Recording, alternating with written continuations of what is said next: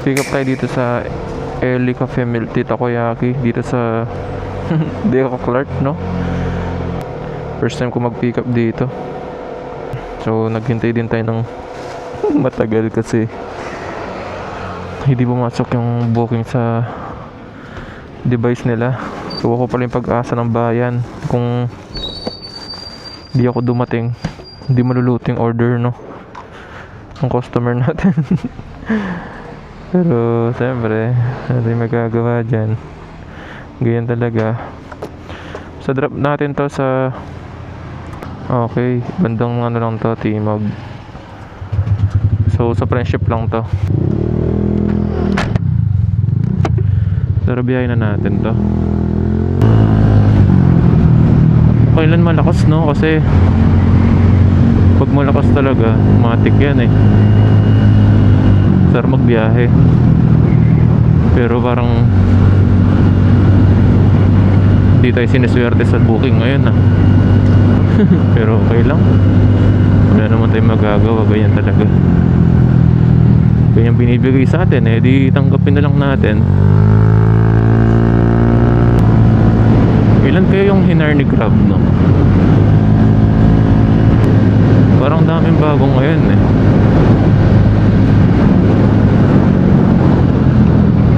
O bagong bili lang yung mga box ng mga nakikita ko. Puro bago yung box eh.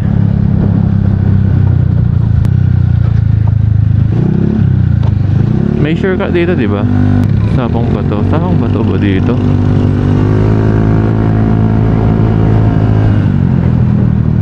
Oo. Alam ko meron naman na dito eh. Shortcut. Daan ba tayo? Siyempre.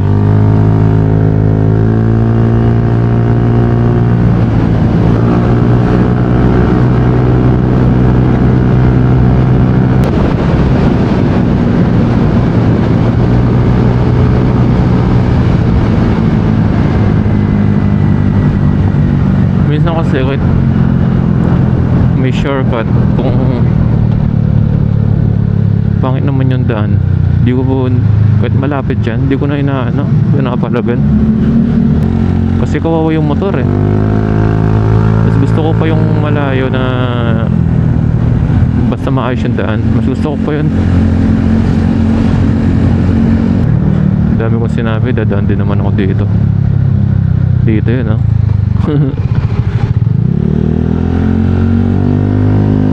Ay, tama ba itong dinadaanan ko?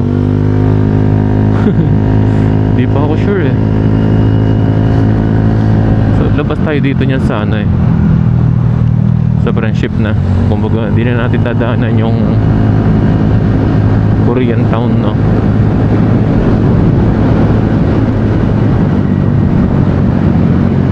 Di ko alam kung mapapabilis ba tayo o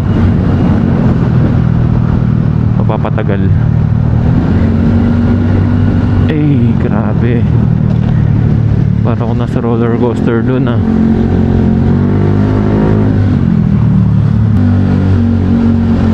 O diba, kaya ayoko rin nag-shortcut. Tignan mo, tayong tagtag. Tapos daming hams. Kasi feeling ko yung lifespan ng mga pyesa ko bumababa dahil sa matagtag tsaka sa lubak na daan. Diba, yung mga ganun, kunwari yung shock yan.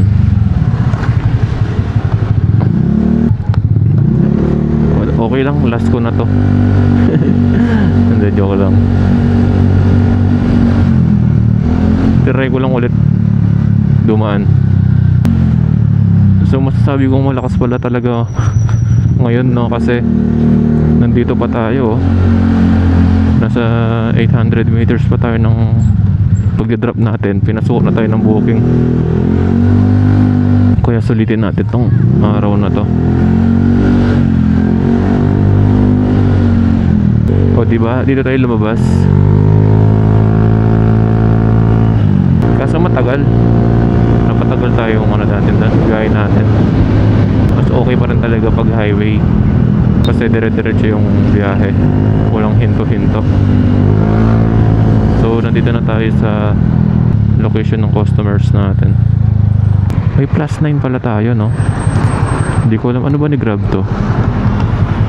Para ba sa Mother's Day niya to? So kinal ko na yung CS, no? Para maging aware na siya, nandyan na tayo. So hanapin natin yung healthcare. Dito lang banda yun eh. Okay, dito siya sa building na to. Healthcare. Baka dito sa harapan. Saan yung healthcare?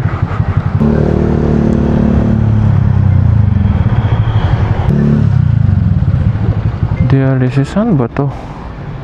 Healthcare. Tanungan natin sa guard. Chip, saan to? Healthcare, medical. Third floor. Healthcare medical system.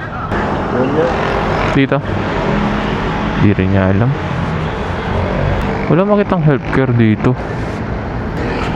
Hindi kaya sa kabilang building to. Ayun. Thank you. Ayun, tama nga siya. Ito pala itong dialysis.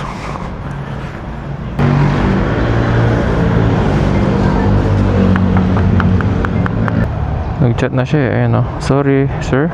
I will call my GF to get it. Sa girlfriend niya pala to. Sana all, no? Hello po. Sir, nandito na ako. Sorry, can you wait a minute? I'm calling my girlfriend right now. Okay, sir. Putik. English pa. GGNS.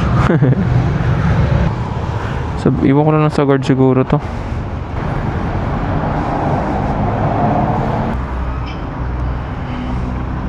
Healthcare yan, di ba? Oo. Kaso wala tao. Iwan ko na lang sana dito, sir. Ano sabi ba? Kinukul niya daw yung GF niya eh. Eh di sumasagot. Pinapaiwan na lang daw dito. Tapos kunin lang ng girlfriend niya. No? Bayad naman, no? Oo, bayad na to. Sa healthcare na lang. Kaya siya lang mag-isa dyan eh. Ah. Nag-aaros siya. Kaya pala, no? O sige, thank you, no? Ay, picturean ko lang. Okay na. Siya lang pala mag-isa doon. Kaya kahit anong katok natin, walang lumalabas. Importante. Aray ko. Bigyan na natin. Nasa guard na yan. Safe na yan sa guard. So okay na. Meron tayong booking pa. Punta na lang natin to.